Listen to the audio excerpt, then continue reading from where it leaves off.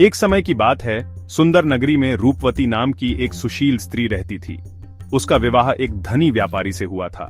सब कुछ ठीक था, पर रूपवती के मन में एक टीस थी। विवाह के कई वर्ष बीत जाने पर भी उसके घर किलकारी गूंज नहीं रही थी। जब भी वह गर्भवती होती, कुछ महीनों बाद ही गर्भपात हो जाता। यह देखकर रूपवती और उसके परिवार वाले बहुत दुखी होते। एक दिन रूपवती मंदिर गई। वहां उसने भगवान विष्णु और माता लक्ष्मी की मूर्ति के सामने अपनी व्यथा सुनाई। वह रोते हुए बोली, प्रभु, मेरा क्या कसूर है जो मुझे यह दुख झेलना पड़ रहा है? किस पाप की सजा मुझे मिल रही है? रूपवती की प्रार्थना सुनकर भगवान विष्णु प्रकट हुए। उनके साथ माता लक्ष्मी भी थीं।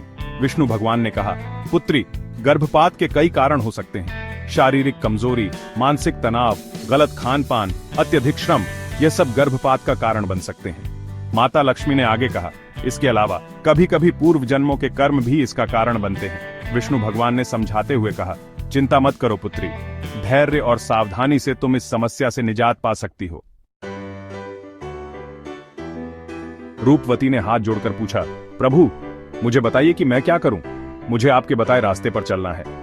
भगवान विष्णु ने कहा, गर्भवती स्त्री को चाहिए कि वह पौष्टिक भोजन करे, हल्का व्यायाम करे, मानसिक तनाव से दूर रहे और डॉक्टर की सलाह ले। माता लक्ष्मी ने कहा, इसके साथ ही गर्भ रक्षा के लिए कुछ विशेष नियमों का पालन करना भी आवश्यक है।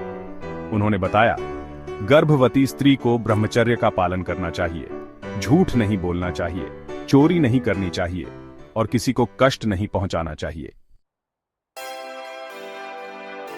रूपवती ने भगवान और देवी की बातें ध्यान से सुनी। उसने उनके बताए नियमों का पालन करने का दृढ़ निश्चय किया।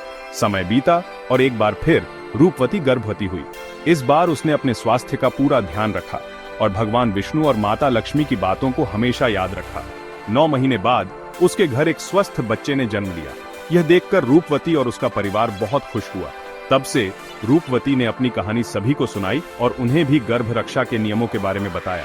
यह कथा हमें यह शिक्षा देती है कि धैर्य और सावधानी से हम अपनी समस्याओं का समाधान खुद ढूंढ सकते हैं।